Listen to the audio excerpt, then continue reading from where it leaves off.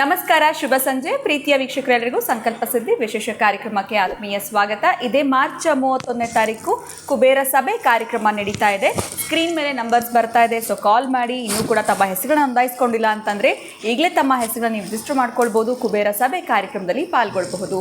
ಪ್ರತಿನಿತ್ಯ ಕೂಡ ಪ್ರತಿಯೊಂದು ವಿಡಿಯೋದಲ್ಲಿ ಕೂಡ ನಮಗೆ ಸಾಕಷ್ಟು ಉಪಯುಕ್ತವಾಗಿರುವಂಥ ರೆಮಿಡೀಸ್ ಆಗಿರ್ಬೋದು, ನಮ್ಮ ಒಂದು ಸಮಸ್ಯೆಗಳಿಗೆ ಸರಳವಾಗಿರುವಂಥ ಸೊಲ್ಯೂಷನ್ಸ್ನ ನೀಡೋದಕ್ಕೆ ಕಾರ್ಯಕ್ರಮದಲ್ಲಿ ನಮ್ಮ ಜೊತೆಯಲ್ಲಿದ್ದಾರೆ ಸ್ಪಿರಿಚುವಲ್ ಗುರು ಡಾಕ್ಟರ್ ವಿಷ್ಣುದತ್ತ ಗುರುಜಿಯವರು. ಗುರುಗಳ ಇವತ್ತಿನ ಕಾರ್ಯಕ್ರಮಕ್ಕೆ ಮಾಡ್ಕೊಳ್ಳೋಣ. ನಮಸ್ತೆ ಗುರುಗಳೇ, ಕಾರ್ಯಕ್ರಮಕ್ಕೆ ಆತ್ಮೀಯ ಸ್ವಾಗತ. ಒಳ್ಳೆದಾಗ್ಲಿಮ್ಮ. ಗುರುಗಳೇ, ಪ್ರತಿಯೊಬ್ಬ ಮನುಷ್ಯನಿಗೂ ಕೂಡ ಜೀವನ ಸಾಗಿಸೋದಕ್ಕೆ, ಜೀವನ ಮಾಡೋದಕ್ಕೆ ಹಣ ಅನ್ನುವಂಥದ್ದು, ಧನ ಅನ್ನುವಂಥದ್ದು ಬಹಳನೇ ಮುಖ್ಯ ಅಂತ ಹೇಳ್ಬೋದು. ಇನ್ನು ಇವತ್ತಿನ ಪ್ರಶ್ನೆ ಏನು ಅಂತಂದರೆ, ಈ ಹಣಕಾಸಿನ ವಿಚಾರ ಬಂದಾಗ ದೇವತೆಗಳಲ್ಲಿ ಕೂಡ ಈ ಒಂದು ಹಣಕಾಸಿನ ಅಭಿವೃದ್ಧಿಗೆ ಪ್ರಾರ್ಥನೆ ಮಾಡುವಂಥದ್ದು, ಆರಾಧನೆ ಮಾಡುವಂಥದ್ದು ಇದೆಯಾ? ಇದ್ರ ಬಗ್ಗೆ ಇವತ್ತಿನ ಕಾರ್ಯಕ್ರಮದಲ್ಲಿ ತಿಳಿಸ್ಕೊಡಿ ಗುರು. ಓಂ ವಿಶ್ವಸ್ಮೈ ನಮಃ. ಪ್ರೀತಿಯ ಬಂಧುಗಳೇ, ಆಯುರಾರೋಗ್ಯ ಐಶ್ವರ್ಯಾಭಿವೃದ್ಧಿರಸ್ತು. ನೀವು ಕೇಳೋ ಈ ಪ್ರಶ್ನೆ ಬಹುಶಃ ಈ ಪಾರ್ವತಿನೇ ಶಿವನನ್ನು ಕುರಿತು ಕೇಳ್ತಾಳೆ ಕೆಲವೊಂದು ವಿಚಾರದಲ್ಲಿ, ಕೆಲವೊಂದು ಸನ್ನಿವೇಶಗಳಲ್ಲಿ. ಆಮೇಲೆ ಇಂದ್ರನೇ ಕುರಿತು ಆ ಮಹಾಲಕ್ಷ್ಮಿಯ ಸ್ತೋತ್ರವನ್ನು ನಮಸ್ತೆಸ್ತು ಮಹಾಮಾಯೆ ಇದನ್ನು ಹಾಡುವಂಥದ್ದು. ಅದಕ್ಕೆ ಈಗ ನೀವು ಹೇಳಿದ್ರಲ್ಲ ಏನದು ಕುಬೇರ ಸಭೆ ಅಂತ, ಆ ಕುಬೇರ ಸಭೆಗೆ ಬಂದಾಗ ಅವರಿಗೆ ಸಂಬಂಧಪಟ್ಟದ್ದನ್ನು, ಅದಕ್ಕೆ ನಾನು ಈ ಒಂದು ಸ್ತೋತ್ರಮಾಲ ಅನ್ನೋದನ್ನು ಆ್ಯಪ್ ಡೌನ್ಲೋಡ್ ಮಾಡ್ಕೊಳ್ಳಿ. ನಿಮ್ಮ ಹತ್ರ ಪುಸ್ತಕಗಳಿಲ್ಲ ಅಂತಂದರೆ ಪುಸ್ತಕಗಳು ಪ್ರತಿಯೊಬ್ಬರ ಮನೆಯಲ್ಲಿ ಇರಬೇಕು. ಅದೇ ನಾಲೆಡ್ಜ್, ಜ್ಞಾನ. ಈ ಜ್ಞಾನ ಭಂಡಾರ ಇತ್ತು ಅಂತಂದರೆ, ಜ್ಞಾನ ಸಂಪತ್ತು ನಿಮ್ಮ ಬಳಿ ಇತ್ತು ಅಂತಂದರೆ ಎಲ್ಲ ಸಂಪತ್ತುಗಳು ನಿಮ್ಮ ಹತ್ರ ಬಂದೇ ಬರುತ್ತವೆ. ನಿಧಾನ ಆದರೂ ಹುಡುಕೊಂಡು ನಿಮ್ಮನ್ನು ಬರ್ತವೆ. ಇದು ನಾನು ಹೇಳ್ಬೋದು, ಇದು ಶತಸಿದ್ಧ ನನ್ನ ಅನುಭವ ವೇದ್ಯವಾಗಿರುವಂಥದ್ದು. ಅದಕ್ಕಾಗಿ ಮೊದಲು ಜ್ಞಾನಲಕ್ಷ್ಮಿಯನ್ನು ನೀವು ಒಲಿಸ್ಕೊಳ್ತಕ್ಕಂಥದ್ದು. ಜ್ಞಾನಲಕ್ಷ್ಮಿಯಾಗಿರತಕ್ಕಂಥ ಸರಸ್ವತಿ ನಿಮ್ಮ ಬಳಿ ಇದ್ದಾಗ ಇನ್ನು ನೀವು ಹೇಗೆ ಹೋಗ್ತೀರಿ, ಯಾವ ದಾರಿಯಲ್ಲಿ ಹೋಗ್ತೀರ ಅಂತಕ್ಕಂಥ ಆ ಅದೃಷ್ಟದ ಕೀಗಳನ್ನು ನಿಮಗೆ ಹುಡುಕೊಡ್ತಕ್ಕಂತಹದ್ದು. ಈಗ ಅದೇ 4 ವರ್ಷಗಳಿಂದ ಸತತವಾಗಿರ್ತಕ್ಕಂಥ ಪ್ರಯತ್ನ ಪಡ್ತಿದ್ದಂತೆ ಆ ಅಕ್ಷಯ ವೃಕ್ಷ ಅವರ ಮನೆಗೆ ಹೋಗೋದಕ್ಕೂ ಸಾಯಂಕಾಲ ಆ ಅಂಬಾನಿಯವರ ಮದುವೆಯಲ್ಲಿ ಸಾಂಗ್ ಹಾಡಲಿಕ್ಕೆ ಆ ಮಗುನ ಸೆಲೆಕ್ಟ್ ಮಾಡ್ಕೊಂಡಿರೋದು. ಮೊದಲು 3-4 ರಿಜೆಕ್ಟ್ ಮಾಡಿದ್ದಾರೆ. ಮತ್ತು ಅದೊಂದು ಮಿರಾಕಲ್. ಅದೇ ನಿನ್ನ ಕೀ, ನಿನ್ನ ಅದೃಷ್ಟದ ಕೀ ನಿನಗೆ ಸಿಗುತ್ತಾ ಅಂತಂದರೆ ಇನ್ನೊಂದು ಮಿರಾಕಲ್ ನಡೆಯುತ್ತೆ. ಇಲ್ಲ ಆಪ್ಷನ್ನೇ ಇಲ್ಲ, ಮೈನಸ್ ಇಲ್ಲ, ನೆಗೆಟಿವಿಗೆ ಜಾಗವೇ ಇಲ್ಲ.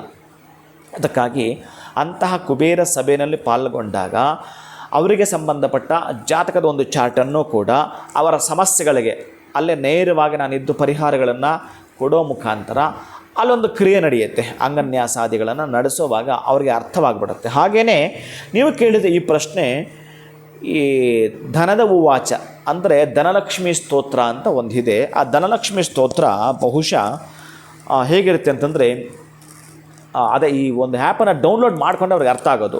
ಈಗ ನಾನು ಹೇಳ್ತಾ ಇದ್ದೀನಿ, ಇದು ಪ್ರತಿನಿತ್ಯ ನನ್ನ ಪಾರಾಯಣದ ಒಳಗಡೆ ಬರ್ತಕ್ಕಂತಹದ್ದು. ಪ್ರತಿನಿತ್ಯ ಕೂಡ ಅಭಿಷೇಕಾದಿಗಳು ಪಾರಾಯಣ ಮಾಡುವಾಗ ಇದು ಕೂಡ ನನ್ನ ಜೊತೆಗೆ ಆ್ಯಡ್ ಆಗ್ತಕ್ಕಂಥದ್ದು. ಆದ್ದರಿಂದ ನಿಮ್ಮ ಮುಂದೆ ಇದನ್ನು ಹೇಳ್ತಾ ಇದ್ದೀನಿ. ನೀವು ಕೇಳಿದ ಪ್ರಶ್ನೆಗೆ ಶಿವನೇ ಆ ಒಂದು ಸ್ತೋತ್ರವನ್ನು ಪಾರಾಯಣ ಮಾಡಿರ್ತಕ್ಕಂತಹದ್ದು. ಯಾವ ರೀತಿಯಾಗಿ ಪಾರ್ವತಿಗೆ ತಿಳಿಸ್ತಾನೆ.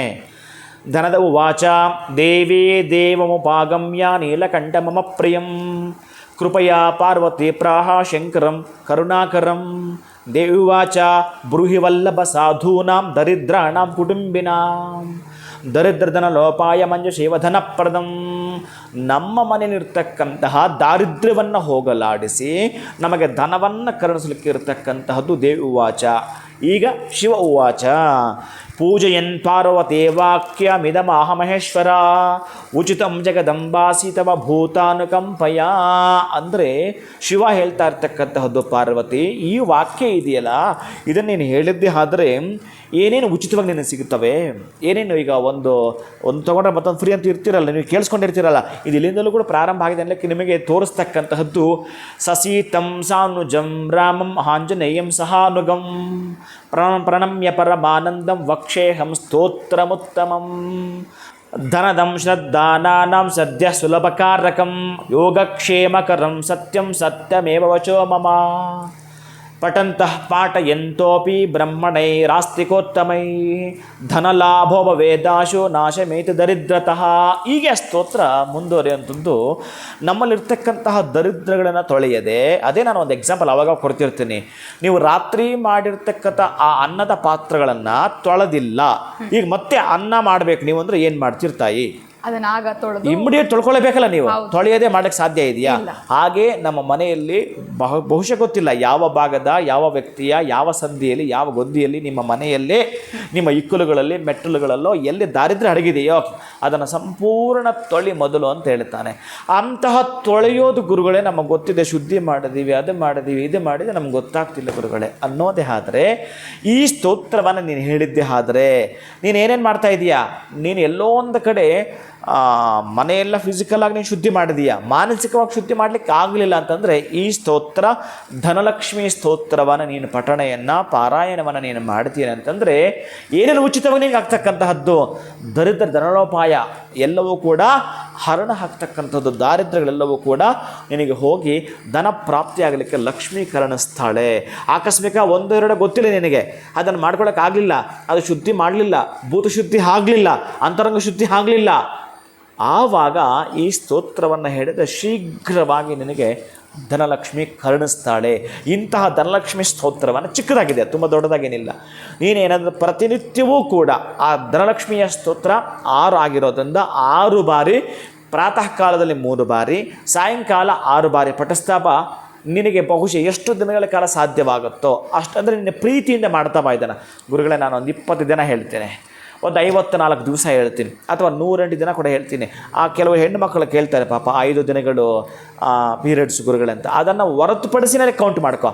ಈಗ ನಿಂದು ಆಗಿದೆ ಅಮ್ಮ 20 ದಿನ ಆಗಿದೆ, ಇನ್ನೇನಿಂದ 5 ಡೇಸ್ ಬಿಟ್ಟು ಆನಂತರ ಇದು ಕೌಂಟ್ ಮಾಡ್ಕೊ.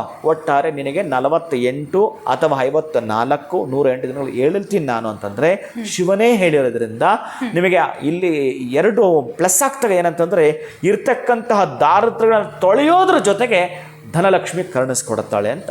ಖಂಡಿತ ಗುರುಗಳೇ, ನಮ್ಮ ಜೀವನದಲ್ಲಿರುವಂಥ ದರಿದ್ರಗಳನ್ನು ತೊಳೆದು ಧನ ಪ್ರಾಪ್ತಿ ಆಗಬೇಕು ಅಂತಂದರೆ ಈ ಧನಲಕ್ಷ್ಮಿ ಸ್ತೋತ್ರ ಅನ್ನುವಂಥದ್ದು ನಮ್ಮ ಜೀವನದಲ್ಲಿ ಎಷ್ಟು ಪ್ರಮುಖ ಪಾತ್ರ ವಹಿಸುತ್ತೆ ಅನ್ನೋದ್ರ ಬಗ್ಗೆ ತಿಳಿಸ್ಕೊಟ್ಟಿದ್ದೀರಾ. ತುಂಬು ಹೃದಯದ ಧನ್ಯವಾದಗಳು ತಮಗೆ. ನಮಸ್ಕಾರ. ಹರೇ ಶ್ರೀನಿವಾಸ. ನಿಮ್ಮ ಜೀವನದಲ್ಲಿ ಕೂಡ ಧನ ಪ್ರಾಪ್ತಿ ಆಗಬೇಕು, ಧನಲಕ್ಷ್ಮಿ ಒಲಿಬೇಕು ಅಂತಂದರೆ ಯಾವ ಸ್ತೋತ್ರದ ಪಠನೆಯನ್ನು ನೀವು ಎಷ್ಟು ಬಾರಿ ಮಾಡಬೇಕು ಅನ್ನೋದ್ರ ಬಗ್ಗೆ ಗುರುಗಳು ತಿಳಿಸ್ಕೊಟ್ಟಿದ್ದಾರೆ. ತಪ್ಪದೇ ಈ ಒಂದು ಸ್ತೋತ್ರದ ಪಠನೆಯನ್ನು ಮಾಡಿ ಅಂತ ಹೇಳ್ತಾ ಇವತ್ತಿನ ವಿಡಿಯೋನ ಮುಗಿಸುವಂತಹ ಸಮಯ ಆಗಿದೆ. ನಮಸ್ಕಾರ.